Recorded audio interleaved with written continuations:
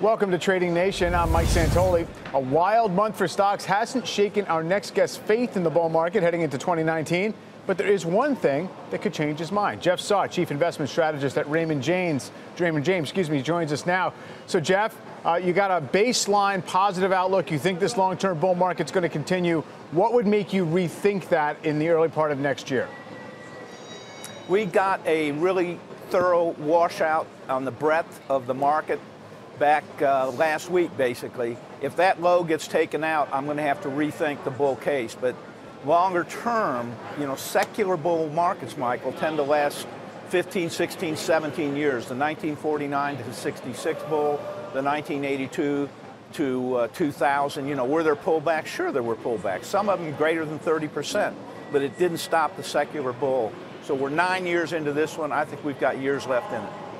So just to be specific, so if the low that we got this month in December is violated, we get a lower low in the first quarter of next year, that's a trading rule, or is that an indicator to you that says that the market might be in a little bit of trouble? That was conveyed to me by a guy named Lucian Hooper, who was a contributor to Forbes and worked for Thompson McKinnon Securities back in 1971. He said, don't pay any attention to the January barometer. So goes the first week, so goes the month, so goes the year. Pay more attention to the December low. And if that December low is taken out to the downside in the first quarter of the new year, watch out. And that's exactly what happened in 2018. You violated the 2017 December low on February 5th of 2018, and it's been a very difficult year. Sure has. I wonder how this year kind of feels to you relative to prior periods, prior bull markets and those pullbacks within those markets. A lot of people drawing all these analogies, right? 2011, 1994, all these different ones. Would you draw any of those analogies at this point? No, I would not. If you'll recall, the bear booze came out of the woods between May of 2015 and February of 2016, and we're telling everybody the market's going to crash, we're going into a recession, and all it was an upside consolidation.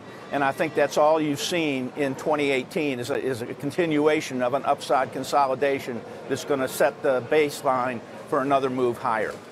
Anything you think in particular it's going to take, I guess, to kind of release the market higher from this period that we're in right now in terms of the fundamental news flow or anything else? Well, I think a deal with China would certainly help the arena, but I really think it's more about earnings, and I think earnings are going to continue to come in better than most people expect. If S&P's right on the bottom-up operating earnings estimate of $177 for 2019, depending on what kind of multiple you want to put on that, you see the S&P above 3,000. Yeah, I was going to say, if the earnings forecast for next year are anything in the ballpark, then you've definitely built up a cushion in valuation with this decline here. So we'll see how it plays out. Jeff, I appreciate you joining us today. Happy New Year. Thank you. Merry New Year. All right. And thank you for watching Trading Nation. I'm Mike Santoli. We'll see you next time.